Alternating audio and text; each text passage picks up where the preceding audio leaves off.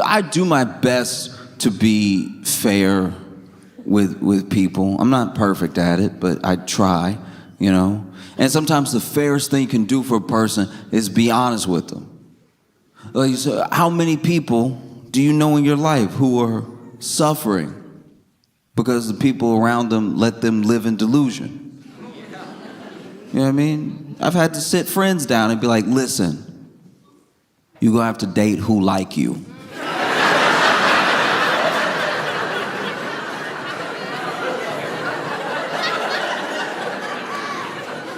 There's no way around it.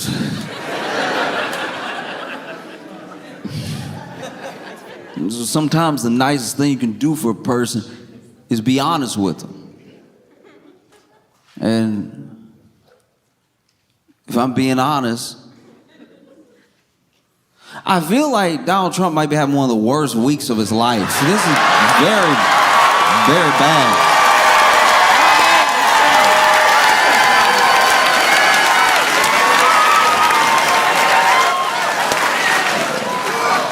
I mean, this is, oof.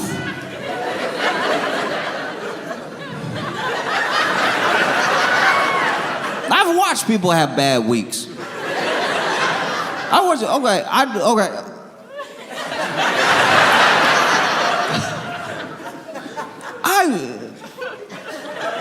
watched people have terrible weeks. There was a dude from my hometown that would ride his bike everywhere, and he got hit by a car and struck by lightning in the same week. He survived both, but wow. Because he was riding his bike, and you know, a lot of cities in the South we don't have enough sidewalk. We really abandoned the entire idea of someone might want to get somewhere in not a car. So he was riding his bike, but there's no sidewalk, and there's also no like bike lane where I grew up. And so there's just like, if you take the service road, it's just ditch and then ditch and then ditch and then ditch. And so then he over here BMXing the ditches going. But then when you do that, you do appear out of nowhere, because the ditch is deep enough where you know you ride, and then there's a little bit of road, then there's another ditch, and then you pick up another ditch, right? You know that's how you get there. But anyone making a left turn on the service road just sees someone on a bike coming truly out of nowhere and sends them flying, right? So he got hit by a car, and the car was turning, so this means it was slower than it could have been, and turned into him. He flipped over everything, bam, bam, bam, landed in the ditch, so at least landed on some grass, right? And then he was all banged up, and then he had to walk the rest of the week until he get his bike fixed, until he healed up a little bit. He had to, walk around town. He was walking around town, and there was a thunderstorm. Which normally, here's the thing, this is like a big Southern tradition, right? Is that when it's lightning outside, nobody do anything. We turn off the TV.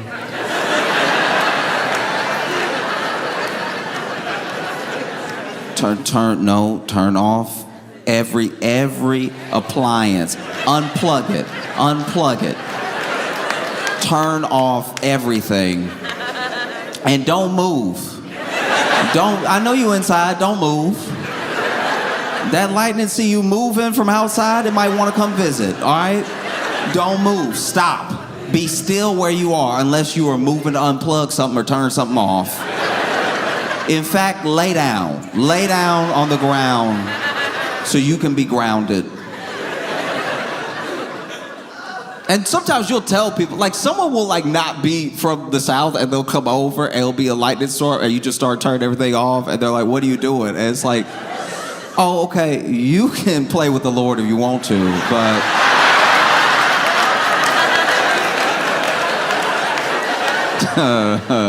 I like not being lit up, okay? I'm not even using this blender right now anyway. What point is there for this house to get struck by lightning and then the blender work real good for 6 seconds and then never work again?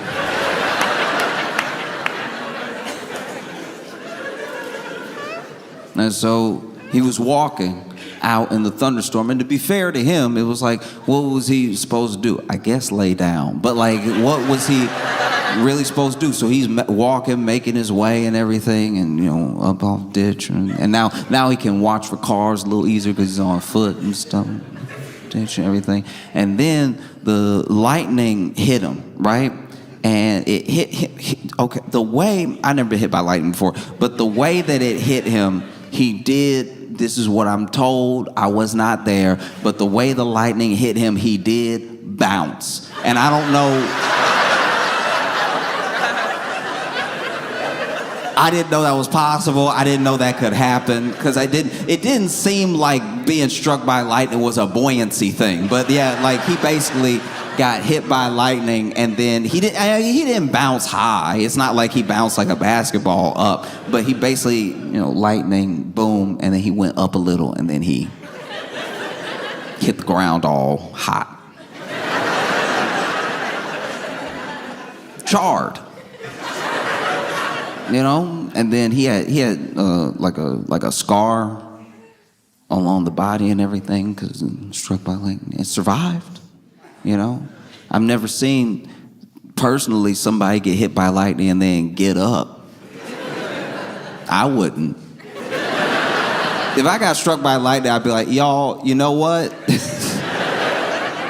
The Lord knows I need a nap. I'm gonna take a nap. Works in mysterious ways. Sometimes you just need to sit down somewhere. What makes you sit down anywhere like being struck by lightning? And so, he boom, boom, boom. And that was trying to get places next 2 days was very rough because he was already banged up from the car and he was crispy. And he still wasn't having the week that Donald Trump is having. This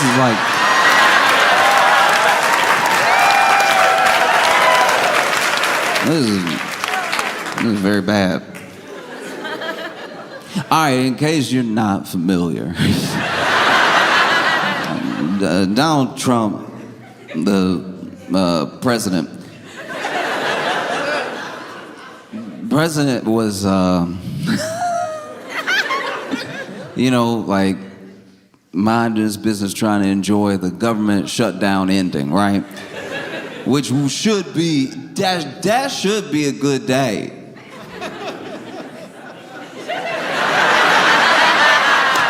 It should, you shut down ended and everything. And so, he got assigned the thing and he has everybody in the office and stuff. And the night before,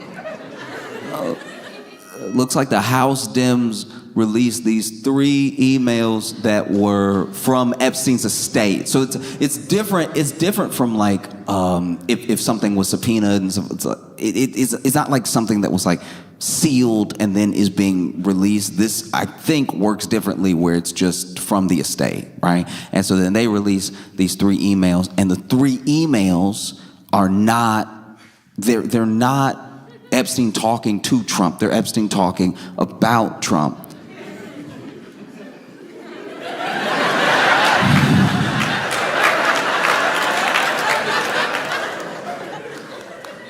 And on what should have been a good day.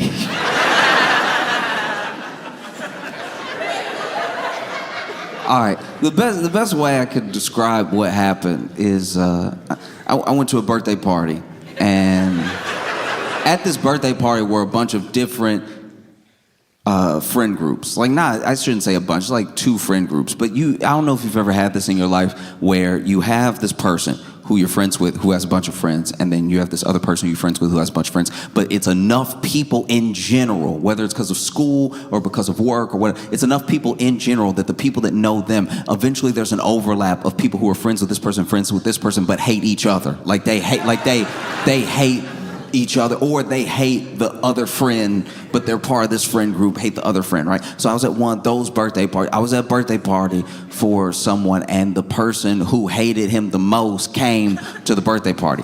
They came because they were invited by our least thoughtful friend, and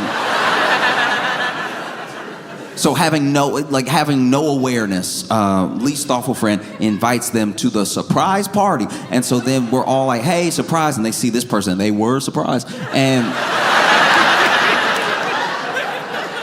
then everybody's waiting for something to pop off and nothing ever did because they hate each other. Like, ooh, they hate is under. It's below the heart. It's behind and underneath. They hate from like the diaphragm, I think. They hate so much. They hate him. Anyway, so they hated the birthday boy a lot. Like, ooh, I wish I hate you. And so then they bring out the cake, and the cake got like one of the candles for every year, and they getting up there, so it's enough candles to light up a room, and put it down. Birthday boy blows them all out. They cut up the cake. We're all chatting and everything in different rooms and stuff. And then the one that hate him, right, leans over to me and he's like, before everybody, was like singing happy birthday and everything, before they like brought out the cake and stuff, I farted in the cake.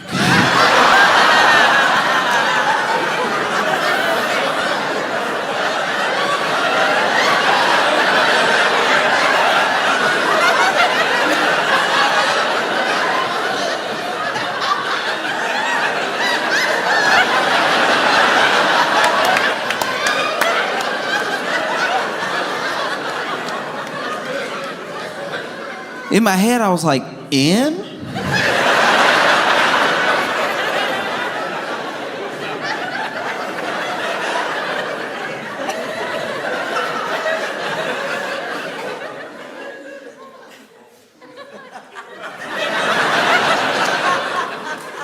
In just assumes a level of power that normally you'd say on, but whatever. And that is what the House Dems did to Trump on the day. It's supposed to be, it's not his birthday, but it's supposed to be a good day. And shutdown is ending. It's supposed to be good for, it's supposed to be good day. And so then you see in these emails, they're just not good at all. And it's not like, this is why I would be mad if I was Trump, because it's not even Epstein talking to Trump, it's Epstein talking to somebody else about Trump, right? So it's the equivalent of like, you at home, and your friend did something, got caught, and then your friend comes to your house with the police. Your friend come to your house with the police and goes, hey, come on out, they got us.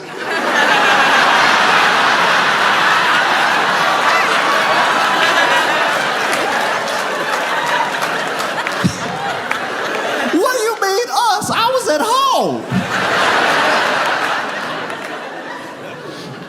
Because the email doesn't even like one of the main ones that was making the rounds on the news doesn't even like implicate Trump in anything. It just implies that Trump knows something that Epstein knows about what Epstein did that is very bad. That he hasn't told any authorities, but he knows is bad, right? Which doesn't look good. It's just one of those like, this is bad for everybody. Is what? Ooh. And I don't know how we got to this place, because Epstein saga has so many episodes. There is a Marvel universe of Epstein updates. It's never over, it just goes deeper. And then this is what the Dems do. Then the Republicans come out, and Republicans are like, all right, but why were the Dems sitting on these emails? Why are they releasing them now? That's pretty convenient, right? Like, why are you farting in his birthday cake?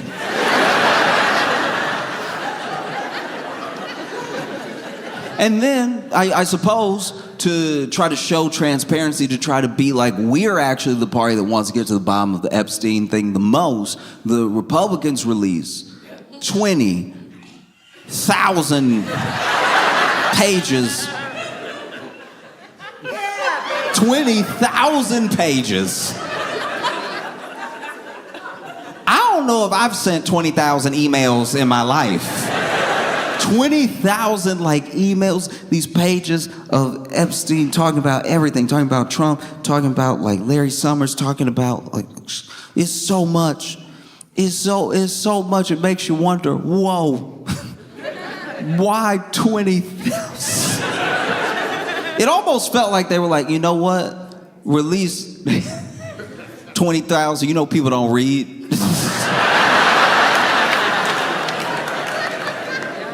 They won't read it. It turns out people are pretty interested in reading. It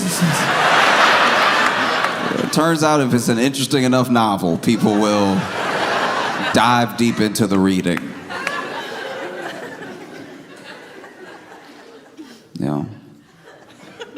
Because we're in a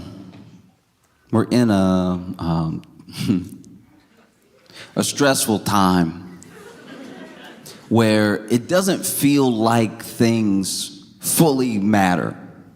There used to, back in the day, there was shame.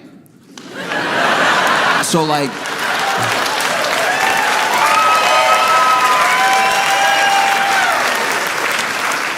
if you were in public office, if you were in public office and you did something, or somebody accused you of something, or sometimes it didn't even have to be anything. There was enough shame that you would resign or you would retire from politics in shame because we had shame. People had more shame, right? And I don't know, I'm not gonna blame all of it on like social or influencer culture or anything like that, but we have more people than ever that we know about in our own little pockets, right? We have more people than ever that are involved in scandals. It used to be if you were in a scandal, you were either a politician or a Hollywood celebrity. Those were really the only people who could even get into a scandal. But now you could just be an influencer, and even more specific, you could be a makeup influencer and you get into a scandal that only affects the people who watch you, right? And so now we're watching more people than ever try to navigate having a scandal, which has also made scandals more normal. And so now, instead of looking to how we would all expect someone in a scandal to react, we look at how the person reacts. So you go back in time, all Nixon did was listen to some tapes.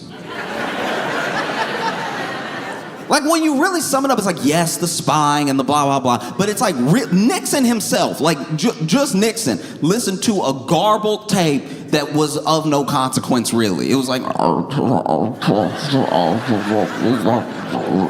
that man resigned over.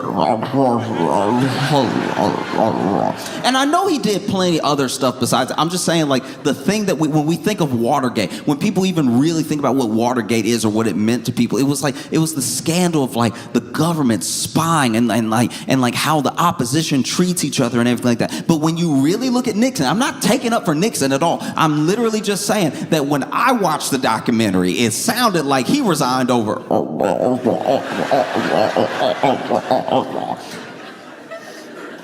And he left.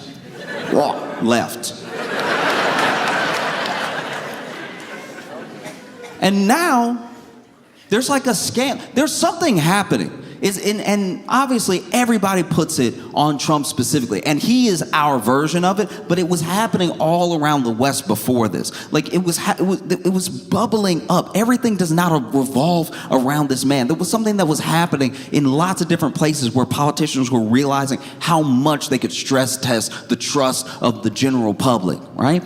You even look at Canada with Rob Ford. Rob Ford was the mayor of Toronto. and Rob Ford smoked crack on camera. This man did just smoke crack on camera. He smoked more crack than I've ever seen anybody smoke on camera. He smoked crack on camera so many times that I think he is the most crack smoke taped person of all time. Lots of crack. And he'd get drunk too. And it would be like, who set up the camera? I guess Rob Ford. Like he just... It was scandal after scandal. It was stuff he would say. It was videos that would come out. It was stuff that he would say. It was videos that come out. It would just be over and over and over again. He wasn't like turning some new leaf. He was just one of the first people that when they came to him, they were like, were you smoking crack? And he was like, I was not smoking crack. Then in the next video that came out, he's like, oh, it's delicious.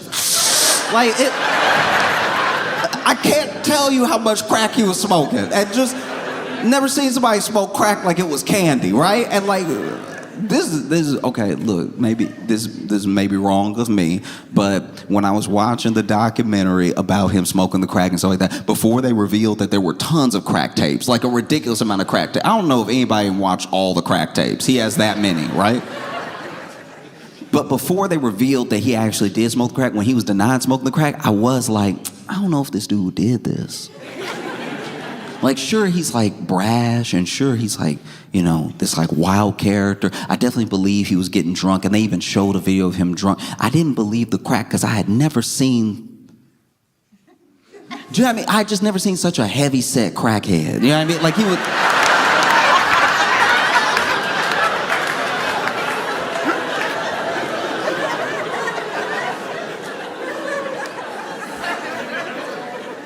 I'm just saying, like, he had that plausible deniability from me, because every crackhead I'd ever seen was petite. You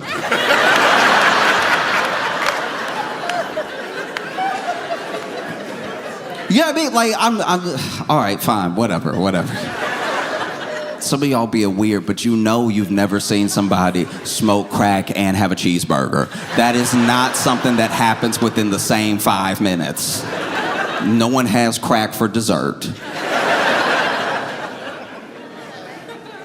And he was one of the first people. Like, he was actually a little bit pre-Trump, right? People forget about him, but he was. And they came to him, and they were like, aren't you going to resign in shame? And he was like, I don't even really feel any shame. No, I think I'm good. I think I'm just going to stay. And we still, as a people, in every country this happens in, don't know what to do with that.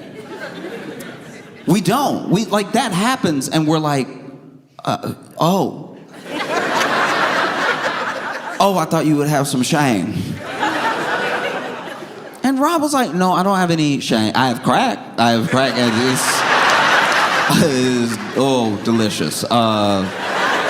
Truly, when I tell you, sometimes I can even feel the shame creeping up, but like, shame and crack never meet. They're never in the same room together. So if you feel any of that shame creeping in and you hit a little crack, shame seems to disappear. Oh.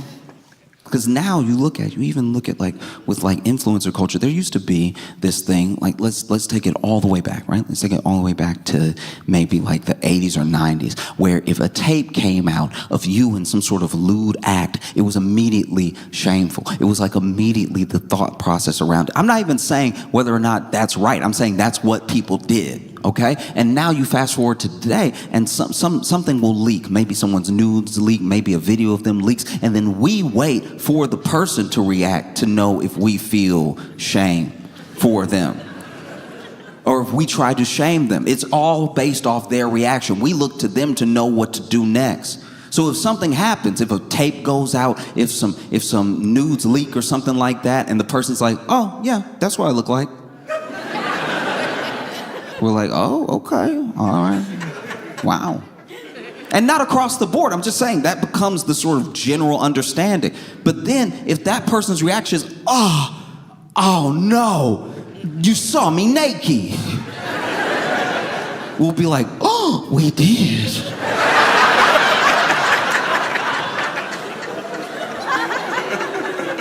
Shame. And so then these 20,000 pages come out, and Wow. Also, not good.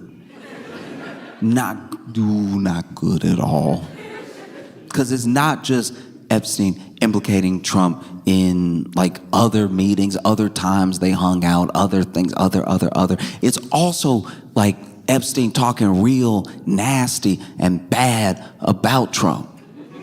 Now look, some of it is before their breakup, and then some of it is after. And there have been plenty of people that said, hey, listen, this guy who is no longer friends with Trump, talking bad about Trump after they're not friends anymore, what's that supposed to mean? You know what I mean? Why should that even matter? And it's like, look, I understand where you're coming from, but if he's talking about anything that happened while they were still friends, while they hung out to somebody, that does mean something. That does matter, you know? And he was talking wild about Trump, even saying stuff like, I'm the only one that could bring him down with the stuff I know and everything. And look, this is just me.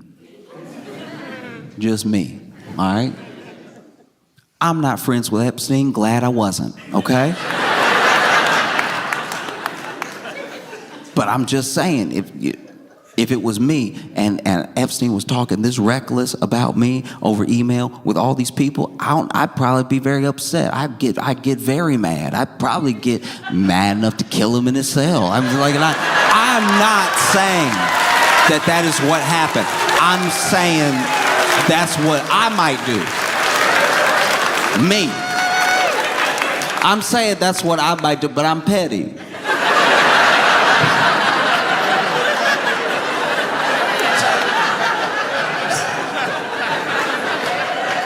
You know? I didn't let you stay in my house and everything. You talking crazy about me in these emails. No. You gotta go. There's gonna be a missing minute in the video.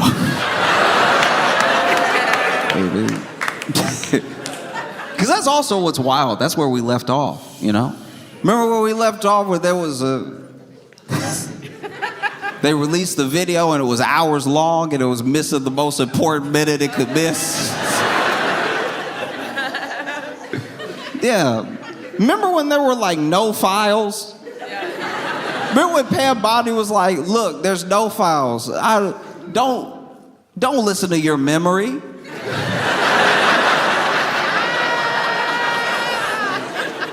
I know what I said before, but what I'm saying now is more important. There's no files. Isn't it more convincing that there's no files than there's files? And we were all like, what is she talking about? It's bad. It's bad. You know what's so crazy to me? You know what's so crazy to me about a lot of this stuff is that this is Trump we're talking about. Trump was on trial in New York for like, I don't know, some like real estate fraud or whatever. And this dude, it wasn't looking good. It was looking like he might, get found guilty. And the judge had to give him a bunch of warnings. The judge is over here like, you need to stop talking about this case to the media. You need to stop talking about me to the media. Stop. I don't know what else he was doing. Like, stop doxing the stenographer. What? Like, stop. Just stop. You're talking too much. Nobody that's a defendant in any of my other cases I oversee talks as much as you to the media about this case. You gotta stop. And then Trump for his part, Trump, even to his credit, I'd say, was like in danger of being held in contempt almost the entirety of the case. And the judge was like, I'm gonna hold you in contempt. I'm gonna do it. And Trump was like, do it. No, do it. I want to be in contempt. I bet you won't do it. And then he would tell him, don't go out there and talk to the media about this case. And then Trump would walk up to the first person with a camera he saw. It could be a camera phone. He just walk up. And he was like, judge doesn't know what he's doing. He crooked. Everybody crooked. I'm going to win in 2020. But just nonstop. You got to remember, that's the guy that we're talking about. But that's not how he's acting about this. Which means it must be bad. This dude was in court and wasn't scared. But this man, they reached out to all of these Republicans to try to help stop this petition, right? There's this petition to release Epstein files in the House, and that petition has to go to the Senate, and the petition, But, he's trying to get it stopped. He's trying to get it killed, like now. Want it killed now, right? Gotta kill it. And so he's reaching out to people who have even been vocal about the fact that they will be on board with signing the petition. Reaches out to, like, Nancy Mace, Lauren Boebert, Marjorie Taylor Greene. This is the thing. Look, at the end of the day, maybe he did reach out because he just wanted to talk to Marjorie Taylor Greene. Maybe, you know what I mean? I'll be honest with you. If you could put all politics aside in your mind and you hop on the phone with Marjorie Taylor Greene, it will be interesting. You know what I mean? You'll be like, I didn't know about the lasers, Marjorie.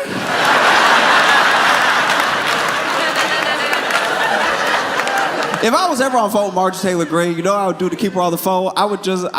Every couple sentences, I'd just go, oh! Let her think she was blowing my mind. Throw in a really every now and again. Calls Marjorie Taylor Greene. Apparently none of them are having it. Apparently. Lauren Boebert even was pressured so much to not sign a petition, she was like, it must be worse than I thought. Y'all barely talk to me.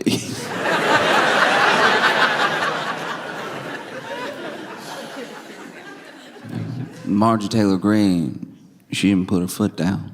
Marjorie Taylor Greene has actually really turned on Trump so much that it got Trump's attention so much that Trump has turned on Marjorie Taylor Greene, and they're beefing right now, which is hilarious. That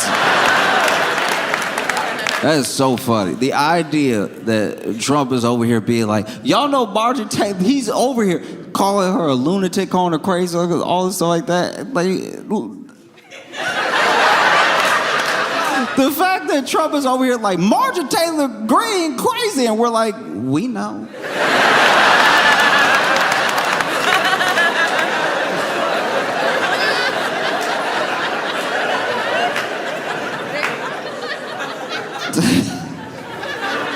That's wild. What other revelations you got?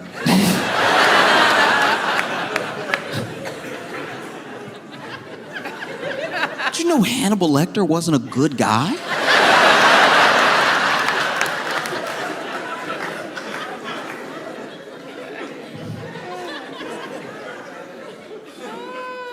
I'll tell you as well why Trump's not having a good week. There's been interviews, and there's just been a general discontent with some of what's happening in the country. Trump ran on America First. It's supposed to be Americans first. It's supposed to be America first. But what is happening? And what place is America in? It doesn't seem like there's a one in front of it. Because people point to, how ruthless in the shutdown things got with Snap, how people are treated, in the country, how America First just sort of feels like a slogan. It doesn't feel like it's really in the agenda. It doesn't feel like what's really happening and everything. And so then you see members of the MAGA movement turning on Trump. And maybe not fully and maybe not forever, but it is happening. There's a swell of discontent with what he's been doing, how the country is right now. There were so many things that are supposed to be fixed on day one. You can talk as much as you want. He's very good at campaigning. He's not good at governing. He's so good at campaigning because campaigning is before you have to. All right. One of the roughest drawbacks with dating, right, is that someone's getting to know you. They don't know you yet, and you can put your best foot forward. You can even try to be the person you're pretending to be, but they're getting to know you, right? And the thing is that early phase where they're getting to know you, the good stuff that happens can also hurt you in the long run. Okay, like my buddy, all right. They had like a fun little, we're gonna cook for our first date, right? I'm gonna go take a little cooking class. And so they go to this cooking class, and there was this jar, and she couldn't open the jar. She was trying with the jar. Trying with the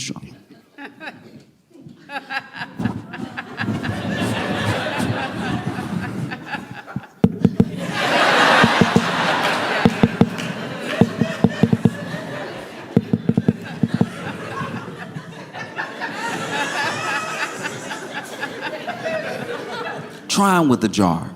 And you can even tell that she was kind of loosening it, but finally she handed it to him, and he goes, immediately, right? Which is great. You did it. But now, you gotta be strong enough to open jars. It looked like that's what you do.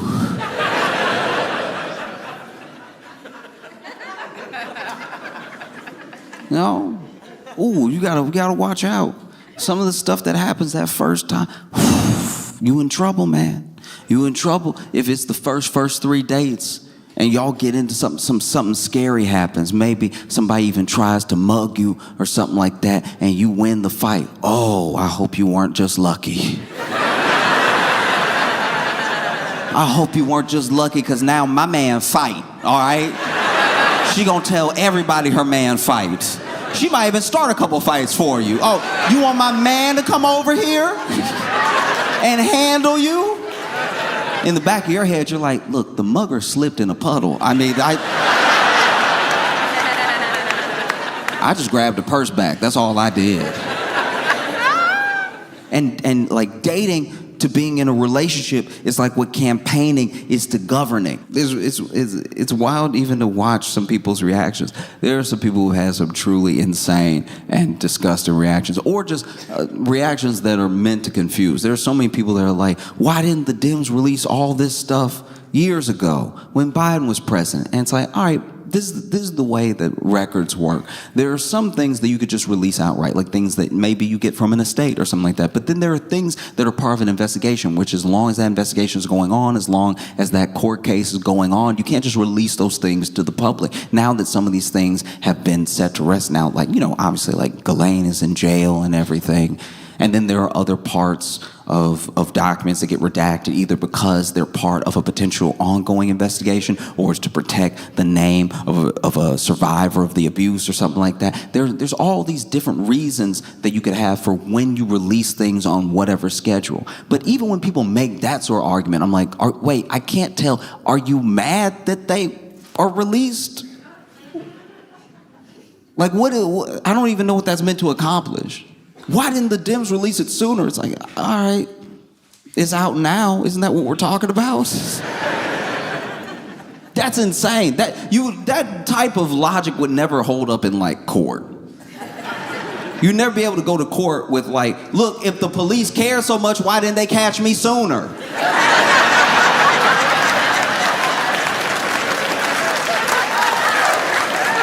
Y'all over here acting like you care. I did it a long time ago. You didn't try that hard to find me.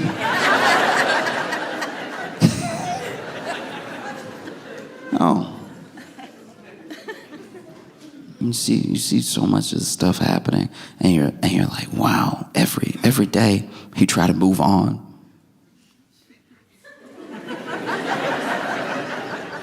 Every time he try to move on, it gets worse.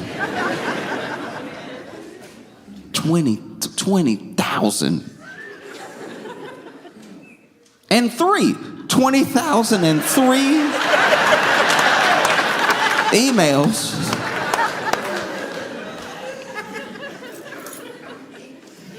And I don't know what's gonna happen, because if I'm being honest, like truly being honest with you right now, I know that one of the reasons that Trump is trying to get them to stop in the House from all signing the petition is because then it goes to the Senate, and then if enough people have turned on him in the Senate, it then goes to the president, and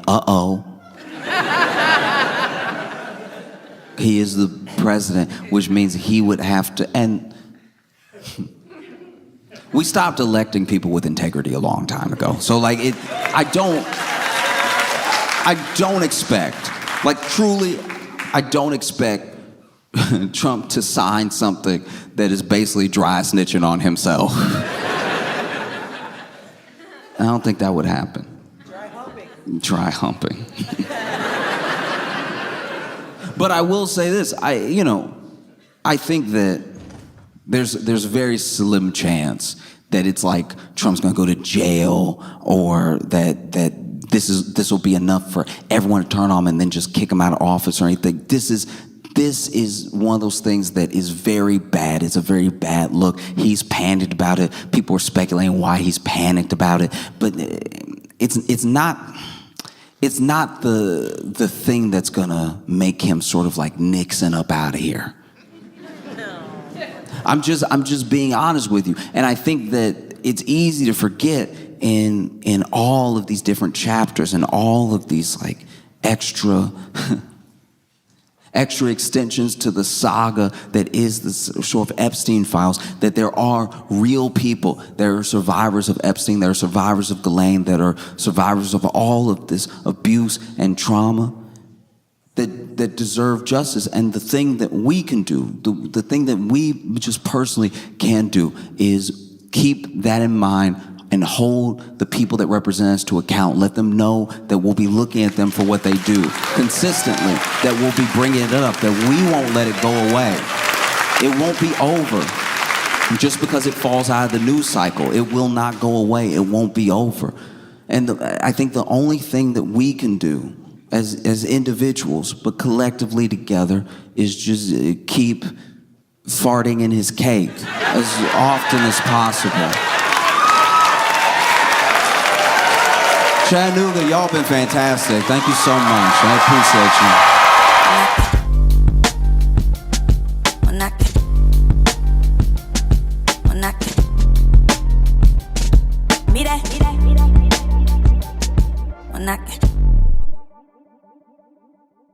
Give it up for Josh Johnson!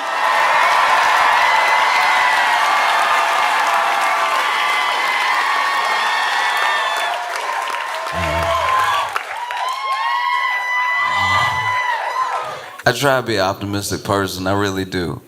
But this does feel like a weird year to have Christmas.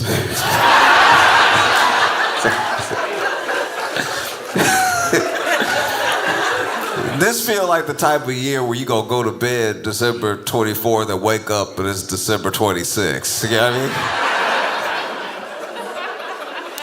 Not just Christmas, all the holidays. It feels kind of wild. All the holidays. It's like, all right, I guess we gotta try. All of it. I don't know a single person that's excited for their holiday coming up. Everybody's like, and I gotta do this.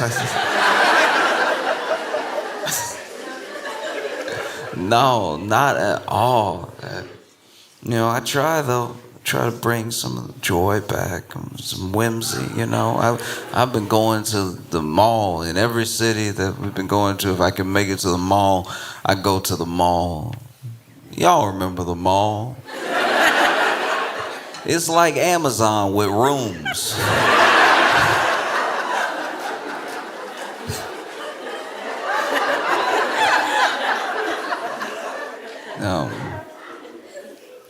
And when I go to the mall now, especially this time of year, I look for Santa. You know what I mean? Because nobody's going to Santa anymore. It's actually really sad. Like you go to the mall and no one's going to Santa at all. It's like we've lost it socially. Like it's not happening. Even when you look at social, you're seeing less and less people post pictures with their kids with Santa and stuff like that. Like, we're just not doing Santa. I don't even know if they tell kids about Santa anymore. It seems like they don't tell kids about Santa. My friends have kids, and I don't know a single kid that's like, oh, I'm hoping Santa brings me. All of them got an Amazon wish list. They all. We've lost it. We've lost that like touch of whimsy. We have, now a kid knows. The kid had the wish list, had it all picked out, emailed you. And now if everything not on the list, they're like, I guess times must be tough.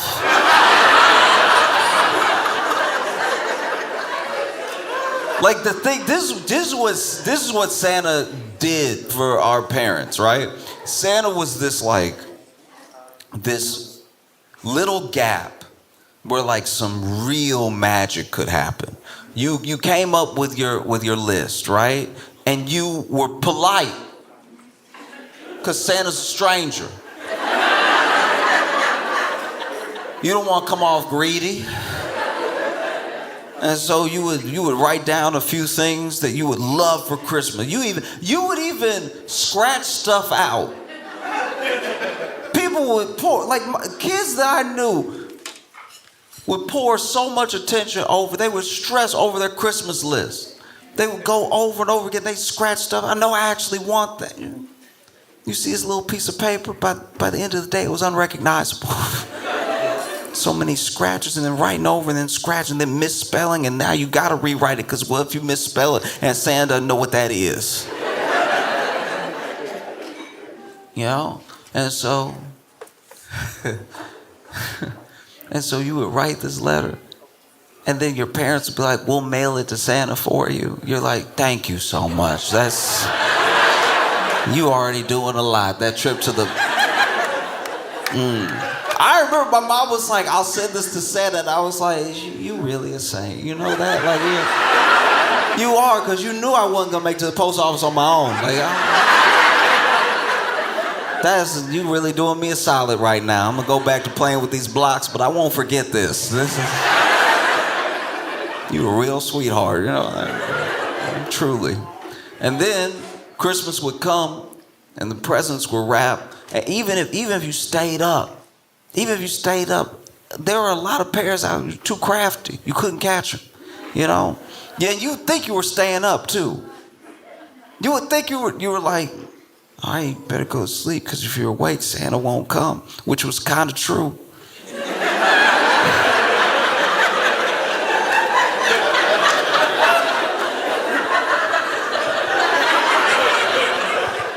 I was like, all right,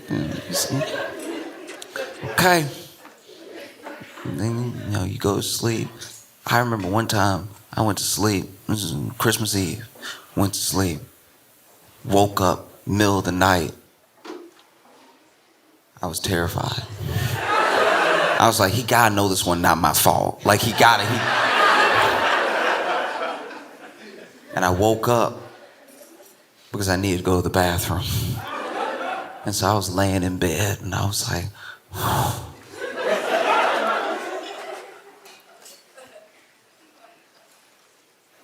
I think I'm gonna have to wet this one. I think I'm gonna have to. It's not worth Christmas, all right? You know, I can try to hold it as long as I don't dream about water. I think I'll be all right, but if I get up and then Santa hear my feet, that might be a wrap for the whole year. I've been good all year, not for nothing. I was good all year, and he was watching this stuff, so I'm probably gonna get everything that I asked for, so I can't risk that over a little tinkle, you know?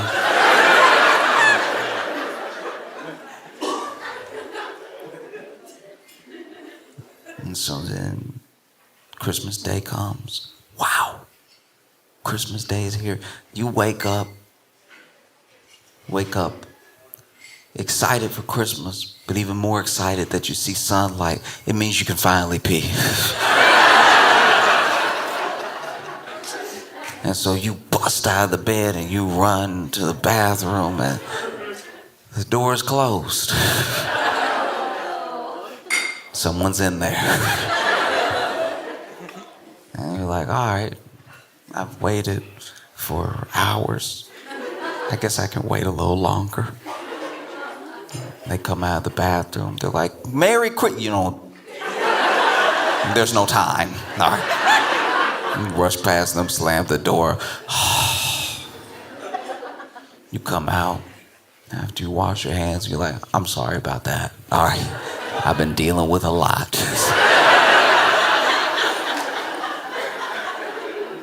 Christmas morning, it's time to open presents. You sitting there and you see a bunch of boxes. You see a bunch of boxes, and some of them aren't even boxes. Some of them just gift wrap lumps. And the lumps worry you because you're like, I don't think I asked for anything lumpy. I don't know. This might be for somebody else. He might be confused. You sit down, and maybe every family does it differently. Maybe each person opens a gift and they all take turns, and you're all like, that's great for you. You know what I mean? Like,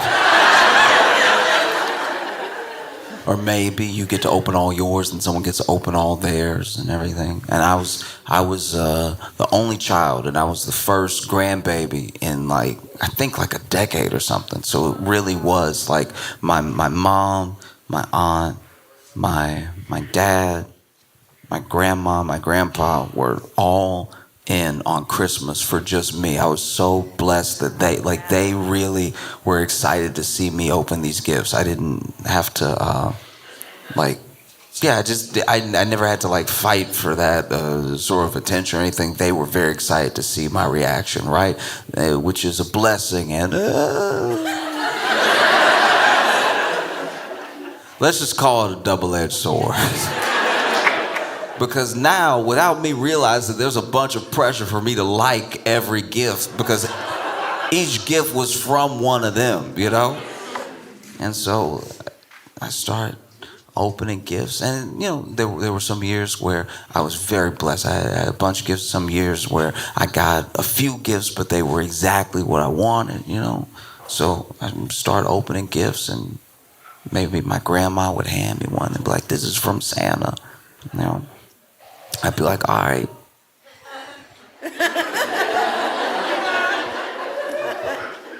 I'd start opening it. And I remember the year. A Nintendo 64.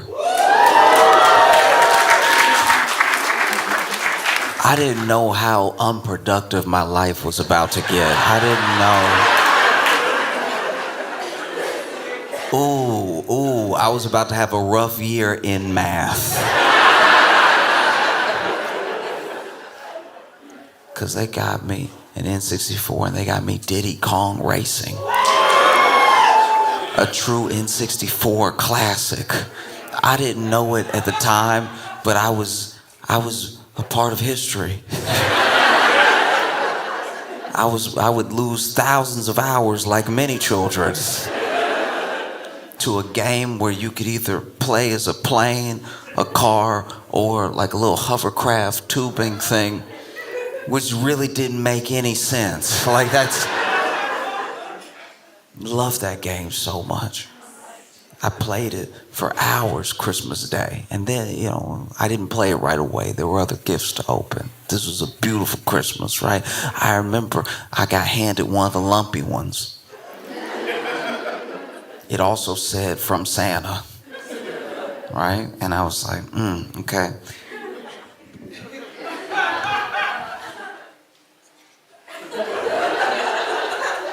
And I opened it, and it was 2 shirts. Not to sound ungrateful, but as someone with shirts,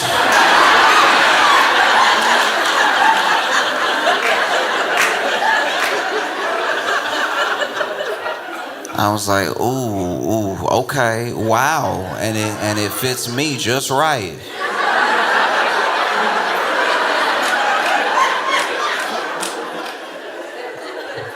I know he wrote Josh, but he must have meant another name. This needs to go to someone who doesn't have shirts. It's just... Because then when you would open these gifts, you would think back to when you went to see Santa and you told him about this, and he was like, oh, yes, that sounds doable. Well, if you've been good this year, then you have nothing to worry about, right?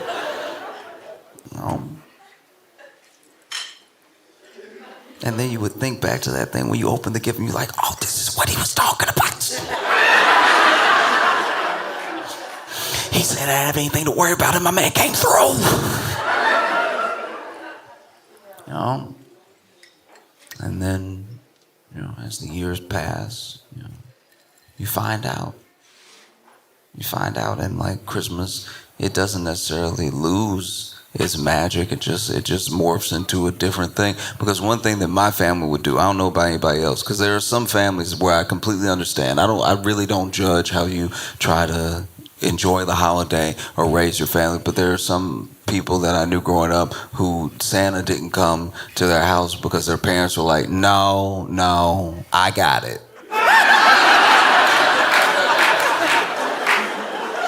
Oh, please believe I didn't work overtime to give the credit to the man at the mall. No, daddy got you that.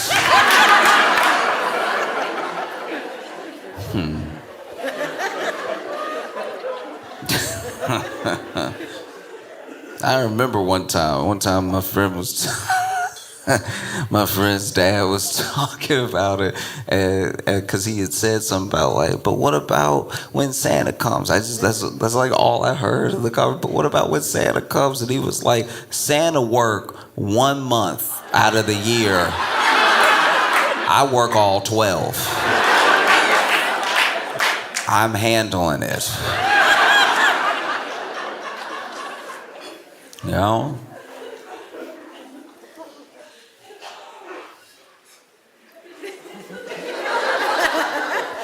I remember this is like right at the cusp of me finding out, right? So this is like right before I found out, okay?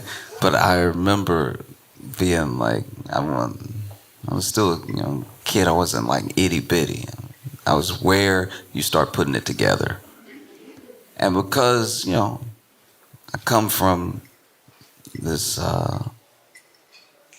area in the South, I come from Louisiana, and I'm blessed to be raised by all of these educators and everything, and just like living down south, you'll experience it sooner or later. And then sometimes your parents try to shield you by arming you with the knowledge of what the world is like before you have to experience a part of it yourself. And so I was being taught about segregation, about how my grandmother was treated when she was a kid, about what laws there used to be in the place that we live. That they were telling me how this thing wasn't that long ago, that people would try to make it seem like ancient history, but a lot of those people are still alive for it, which means it's more recent than they're comfortable with, And I was finding out about segregation right around the time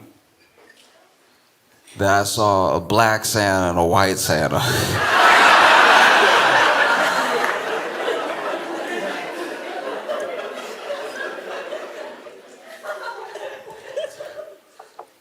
So I remember going to the mall that year and seeing Santa, and he was white. And I sat in his lap like all those other years, and I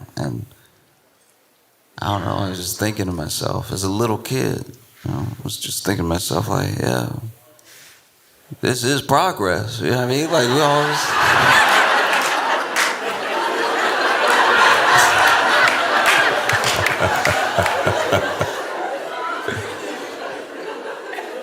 Because also, you're so little when you were going to Santa, especially in the 90s, when you would go to Santa, that it was a whole other year later. You didn't really put it together that this Santa didn't look like the last Santa. Santa would change it wasn't until I had almost figured it out that I was like, oh, Santa, how you been?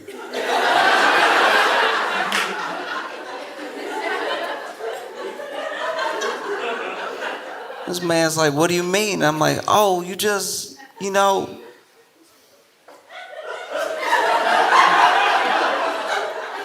look a little different than...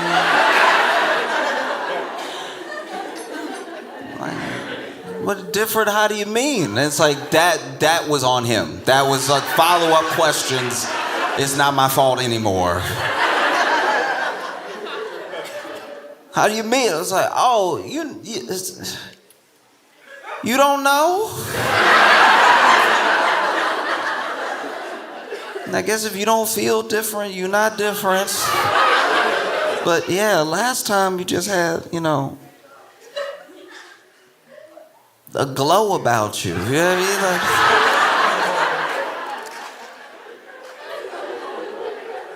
mean? Because not everybody had the same loving experiences with Santa that I did. I'm aware some people had their bad, their bad experiences. My friend wrote a letter to Santa because that's how his parents had him do it.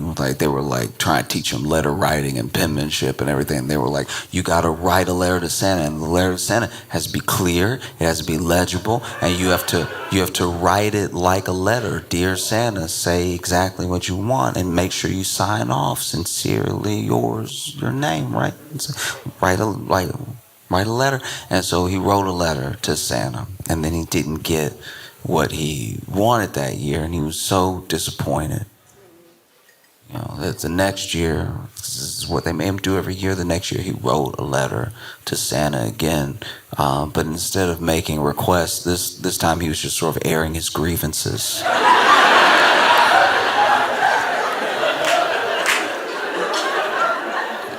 He was just sort of airing his grievances about the prior year. So he wrote this letter to Santa. He was like, Dear Santa, I'll kill you.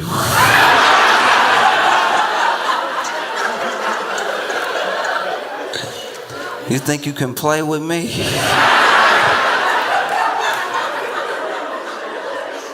I was good all year last year, and you didn't bring anything I wanted. You just brought me stuff that my parents told me that I should buy with the money from my lemonade stand.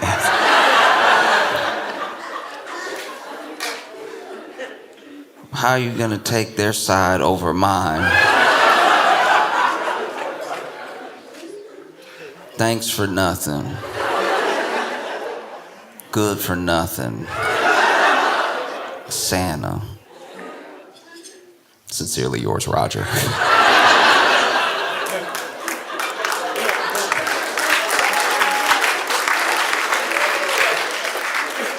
And of course, his parents read the letter, and then he got in trouble.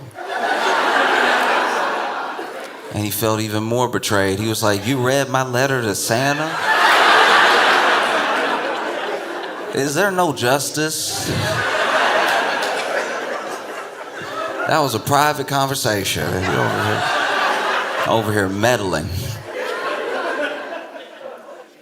And so when I go to the mall and I see Santa, it hits different. I remember all of these special experiences I had with Santa at the mall, right? And then I see Santa over there, and they don't even have him in prime real estate anymore. They got Santa in the back of the mall. They put him in the back, they put him in the corner. They put Santa in the mall the same places that the airport put Spirit Airlines, where they unless you got a ticket, unless you got a boarding pass, you won't find this area at all. Even with the boarding pass, you always in the wrong area. How you gonna have a terminal 4.5?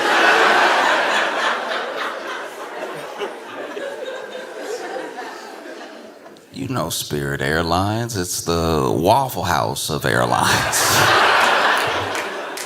I've actually flown Spirit plenty times, and I love to see a fight. I love to see a fight.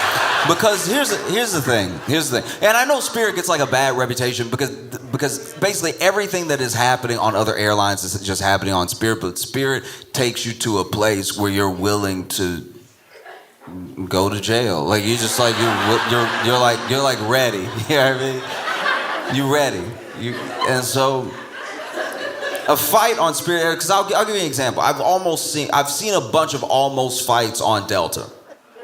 I've seen a lot of almost fights on Delta because what Delta will do is that they will put your layover, they'll make your layover 12 seconds. So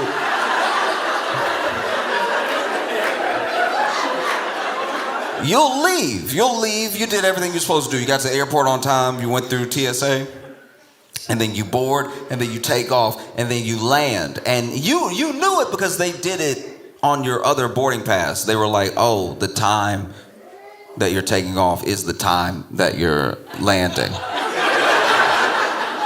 They're the same time. They're the same. And when you look at it initially, you're like, oh, I must gain an hour. No. No, it's no time zone difference. Yeah, and so then you land, and you land panicked. You land because you're missing it.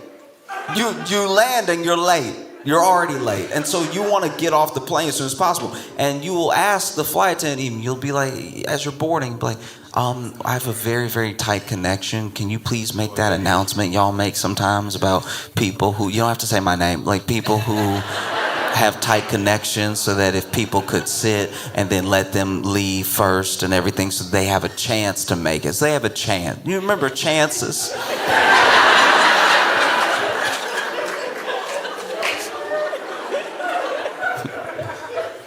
And I remember the last time I asked a flight attendant to do this, because my entire group, we had such a tight layover that I was like, it is a significant amount of people on the plane that have to get to the next gate, which isn't close, because that's also too much to ask. It would be crazy if you landed and you had to go next door, right? It's like, no, if you got a layover, the fun of a layover is running. The fun of a layover is running, you know what I mean? It's not a layover if you don't exercise. It's not a layover. Okay. This is probably gonna be where you turn on me, but look. There was a flight I was on one time where where we landed was my final destination. But those people had like a tight layover. So then they made the announcement. And when they make the announcement, I just sit. I do my best to just sit. Unless the person who needs to get out is like in the window or something. Now I'm like, oh, okay, well, this is also why it doesn't work. Because a bunch of the people that don't have the layover didn't all have aisle seats. Like you basically pushed a bunch of people into the aisle to try to get around them. We might as well all just leave now. You know what I mean? We're actually holding it up now by other people letting you be like, I'm sorry, I'm so sorry, I'm sorry. And like letting you pass where there's no room. Aisles weren't made for people. It was made for one person. So when someone's getting by, I'm so sorry. I'm sorry. It's my bad. Sorry. You're not gonna make it. And so there was this family, tight layover, right? Not sitting together. Not sitting together at all. And everybody is doing the best they can. I'm not saying they should have planned and sat together or anything like that. Maybe there really wasn't the possibility. Maybe by the time they were buying tickets, it was just a bunch of single seats, you know? And so the family, which was like a big family. It was a Kevin McAllister amount of family. It was crazy. This family had every aisle seat down the entire plane, right? Like it wasn't a big plane. It was one of those where it wasn't just the two seats. It wasn't that small, but within the three seats, it didn't go back that far. It probably had like 30 rows or something like that. But it just straight up like 15 people together needed to get off to go to the same flight. And I knew that because they were talking to each other as we were landing. They were yelling like up and behind each other and talking to each other as we were landing. And they all had the shade up and they were all like, yep, we close. Like it was... And so then we land, they make the announcement, please let these people go, right? So then these people are trying to get out from their middle seat without the other person getting up. So before the other person can even offer to get up and get in the aisle to make room for them, they're like, I'm so sorry.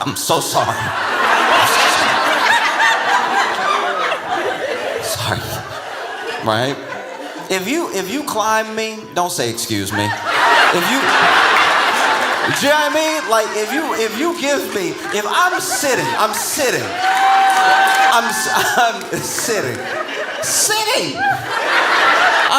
next to you, sitting like a Christian, sitting. And then you get up and you don't even know what you're trying to give me. You don't know if it should be the back or the front because you don't know how nimble you are, right? They're both bad in their own way. They're both horrible. Because if I'm sitting and then you got to get over me and now you over here just foot in front of the face and you just fighting to not sit in my lap. You over here, if I miss the lap, it's fine somehow. Everything is fine now.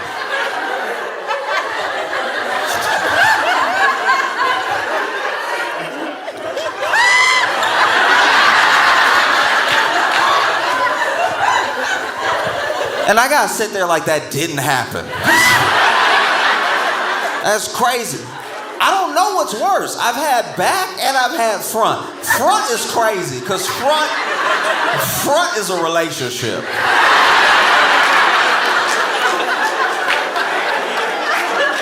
I've had people stand up middle seat, turn around. That's what happened on this flight. Turn around to talk to the person behind who's also in their party, and was like, we got 6 minutes. We got 6 minutes, and it's at another terminal, so we're gonna have to run, right? And then,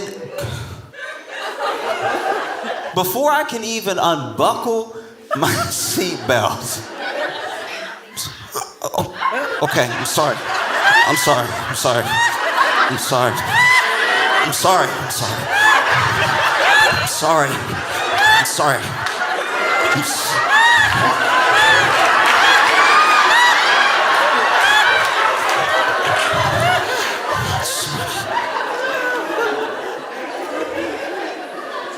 climbed over me front facing. Whole time I got posted up like this, posted up elbow. Trying to block something, falls on me, then gets up, gets in the aisle. I was like, where are you going? We married now.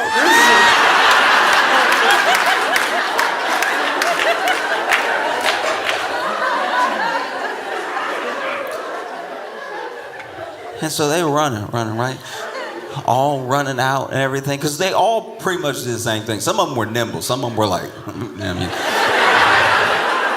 All running down the aisle. People actually were sitting and not getting up and letting them go. There's a real show of humanity. You know what I mean? I guess the other people on the plane were like, yes, we are here, so we'll wait the other 30. Usually society falls apart in that moment. You know? But let everybody get off. And then in first class was someone who I assume was the grandfather figure of the group, but they hadn't sent the wheelchair down the jet bridge yet. And so Grandpa was sitting in like row 2, aisle C, watching his family run, and then one of them bringing up the rear was like, Grandpa, come on. And he was like, did you forget?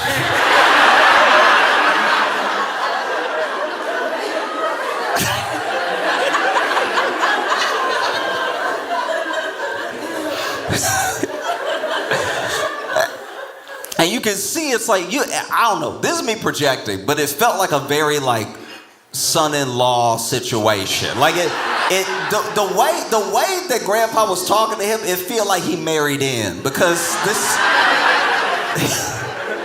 unless he just really doesn't respect his own blood like that, this was crazy, right? Did you forget? And then he's like, okay, I'll see if they can send a wheelchair down and everything. And he was like, go without me. Just go. I don't know what trip they were trying to make. I don't know. You know what I mean? Like, I genuinely, there are some people who save up for years to go somewhere exotic, somewhere they've always dreamed of going, or maybe they want to bring their family. There are some people who get the opportunity to go places because it's being gifted to them. There's someone that's bringing their whole family somewhere. I can't imagine the stress this family was under to just be scrambling off the plane like that, right? All I know is that this man, he said, go without me. And this man cupped the back of his neck, knelt down, and tried to put his arm under his knees, and got ready to try to pick Grandpa up and run with him.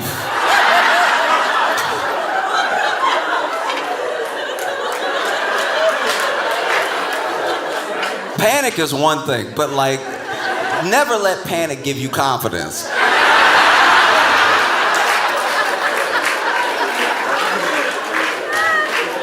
Because look, I'm just telling you what I saw, I'm not judging, but Grandpa was built like Santa.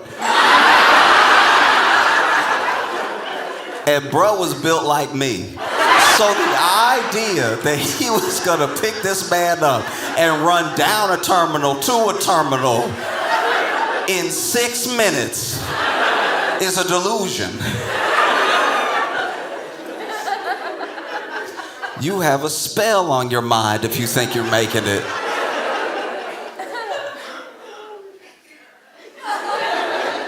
He got Grandpa legs right about here.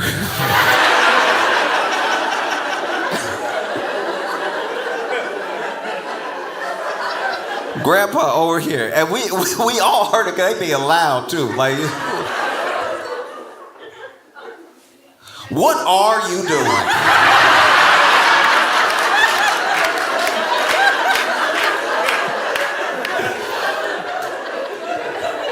What are you doing implies I don't want to be picked up.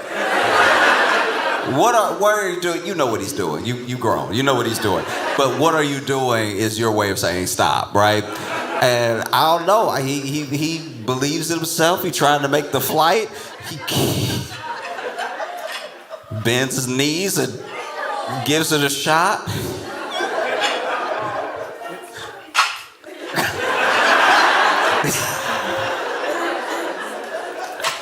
It's crazy when you pick somebody up like, I don't know, marriage style. I don't know what this is, but like when you pick somebody up like bride style like that, their eyes and your eyes are like level, right?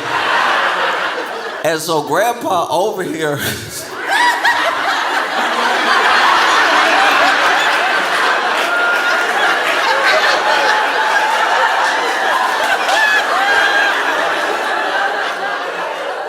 Now son-in-law straining. Now he over here.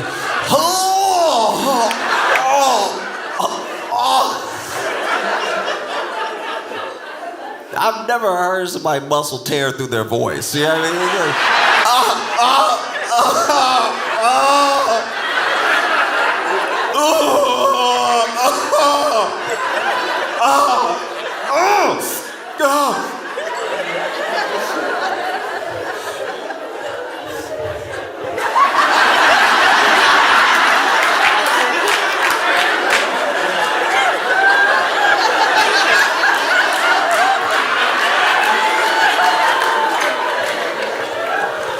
Are you done?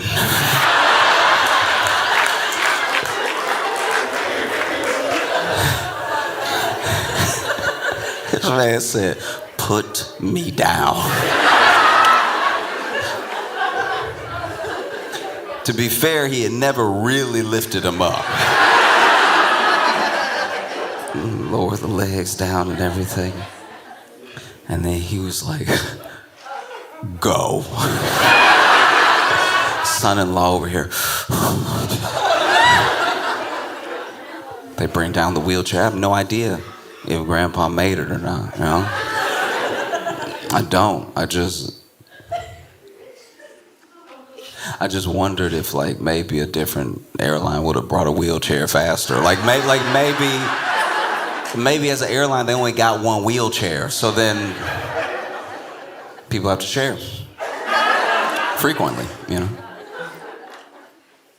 It's tough. It's tough. Back of the airport. Back of the mall. I was walking in the mall. I came across a Santa. No line. No line at all. And really, truly, like, I don't even know when the last time it was that somebody made going to Santa part of their Christmas card. Or I saw it on social, like baby's first, visit to Santa, anything like that. So it does make sense. There's nobody here, And so I was like, I'll take a picture with Santa. I do that. Sometimes I'll take a picture with Santa, especially if it's a situation like this. This dude is gonna be here for like 8 hours, and he can't be on his phone. Santa can't be on his phone. So I'm like, let me just, support. He's done a lot for me. Let me do something for him. And so I walk up, and I gotta register. You gotta purchase it from the elves beforehand, because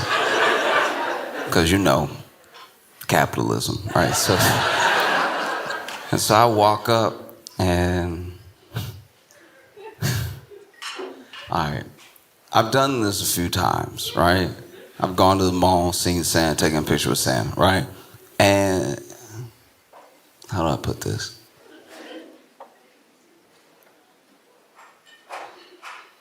They are nice to me in a way that's disrespectful.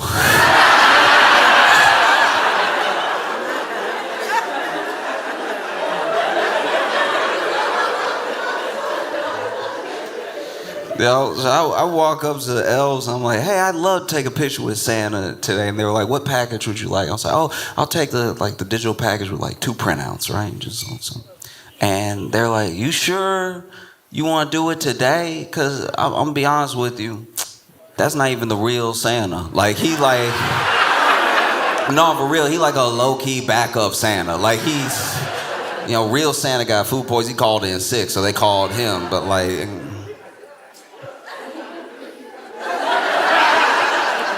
and I was like, well, I'm only here today, so yeah, let's do it. He's like, are you sure? Then the elf pulled out a picture of the other Santa with another family and was like, this is what you're missing out for.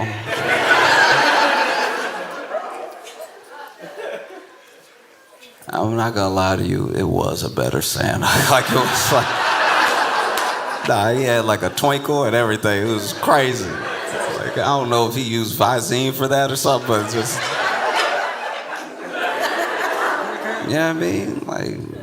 could hear it. You could hear, you looked at the picture, it felt like you could hear his dimples. You know what I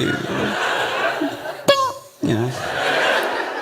I was like, well, no, I'm here today. Let's, like my man over here by himself, let's take a picture, right? And they were like, all right. And then I walked up to Santa, and this is my thing. This is what I'm talking about being too nice. I'm a grown man. I told you my name. You don't have to call me buddy this much. We get into some real disrespect here. And I know I don't do myself any favors because I walk up, and I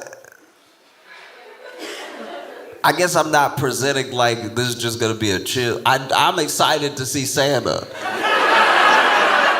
And I think that's what starts us off on the wrong foot, cause he's sitting there, and then he see me coming, and you can see in his eyes, he like.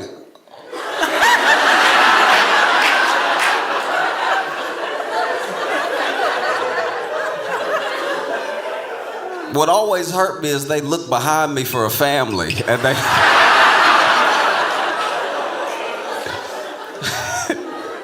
And then, I walk up, And once again, yeah, don't do myself any favors because I busted there. You know, they got the little fenced off area within the fake grass and then all the presents in the tree and stuff like that. And then the trail leading out that is to a line that nobody's in, right? So I walk up and I walk up a little fast. There's no line or anything. I don't know a good pace to walk. I'm not running, but like I'm walking. You know what I mean? I know where I'm going, and y'all made that snake line like it's gonna be the bank. You know what I'm talking about? They got extra fence like there's gonna be a line. There's no line. So then I'm trying to get to it. It's awkward. He's sitting over there. He a maze away. I'm just getting it over with, right? I'm sure from his perspective, because he's being still, it looked like I'm running, but I'm not running. I'm walking. I'm walking with some pace, right? But then I walk up, and then as soon as I get through the gate, and I walk up to him like, "How's it going, Sam?" And that is too much.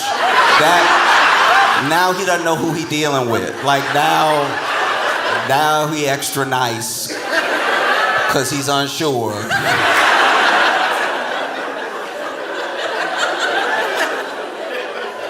You know what I mean? Man, over here, and this is my thing. I know we two grown men, but like, you gotta stay in character. You know what I mean? Like, cause I roll up, I'm like, "Hi, Santa," and he's like, "Oh."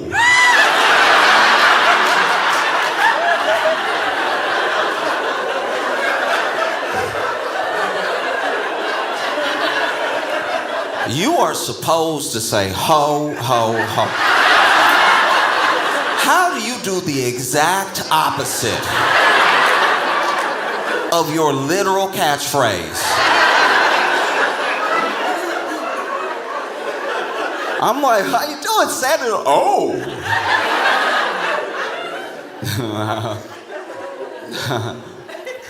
How are you?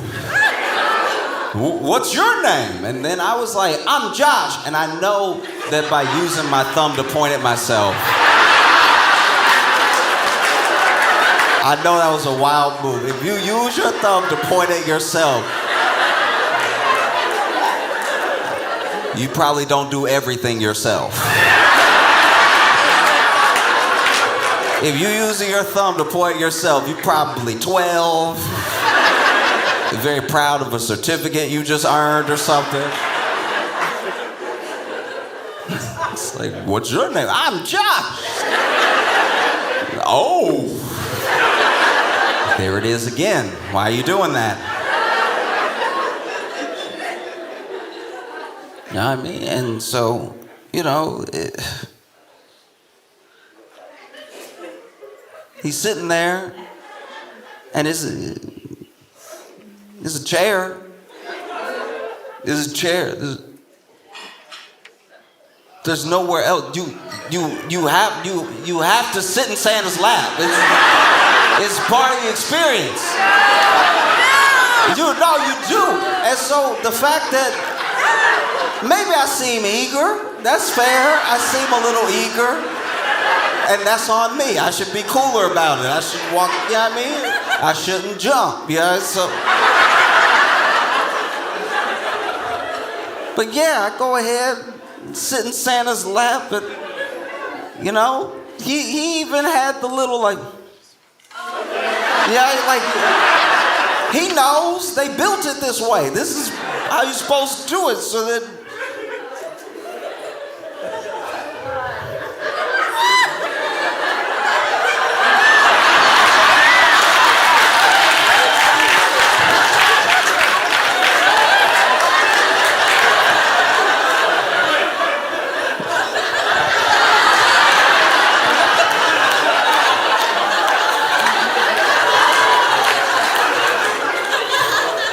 And I sat in his lap, and admittedly, I should have started talking. Like, I shouldn't have just sat there waiting for him to speak or something. But and I know that everybody's doing their best. I never want to put somebody who's making an honest, just an earnest effort down or anything, but. His lap game was lacking. Like this, like I've sat in many laps. I've been serviced by many Santas, and when I tell you this man's lap was weird, like this. First of all, so I sat in my man's lap, right? And I'd never felt anything like this in my life. It felt like the top half was Santa and the bottom half was elves, because like his legs were built like mine. Like he had the skinniest legs. So I can't even get comfortable. It's like he missing a lap. I'm like, you sitting down, right? Felt like I was sitting in between two rungs of a ladder. I was like, where am I going right now?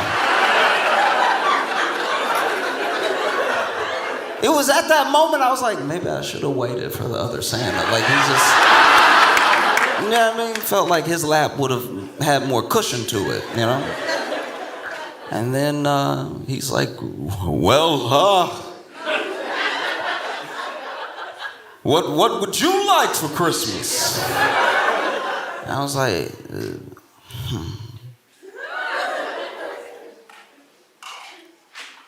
Santa, I would love the Millennium Falcon Lego set, the one that came out in 2004 with about 3,000 pieces to it.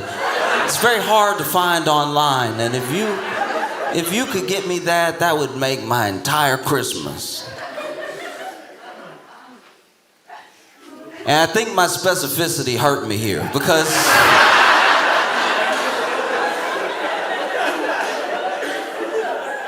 once again he was like, oh, I was like, that's the third one.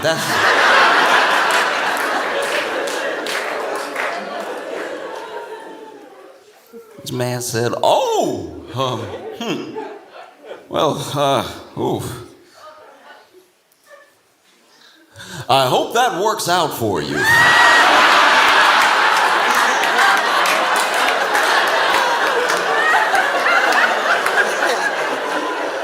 I hope that works out. Where's the magic? I hope that works out for you. It's a crazy thing to say. Not it'll be there. Not I'll do my best. I hope that works out for you. Are you ready to take the picture? I was like, yeah, I guess, Santa. Like, he's over here phoning it in. And then you take the picture, and I'm over here. And he looking at the camera like I'm not gonna see the picture later.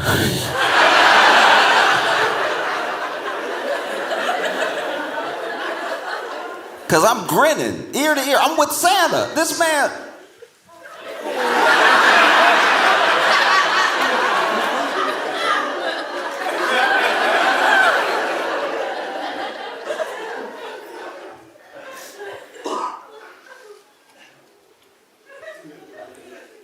Unacceptable. Do you know what I mean? Like what are we even doing? You know, like Santa should be battling, trying to fight back for the position that he has lost. Because he has lost it now. What used to be an experience that you waited all year to have is just a couple of clicks to a wish list, and he's left by the wayside. You would think that Santa would be excited to see anybody that was excited to see him. You know? Unacceptable. It felt like I believed in Santa and he didn't believe in me, you know?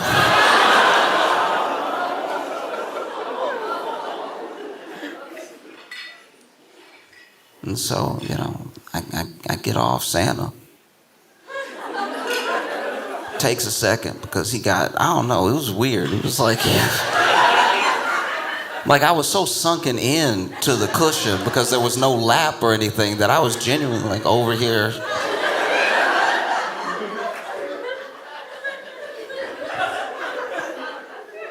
Thank Santa for his time. I'm walking away, leaving the little fenced off area. And just as I'm walking away, one of the elves I passed them and they were like, C.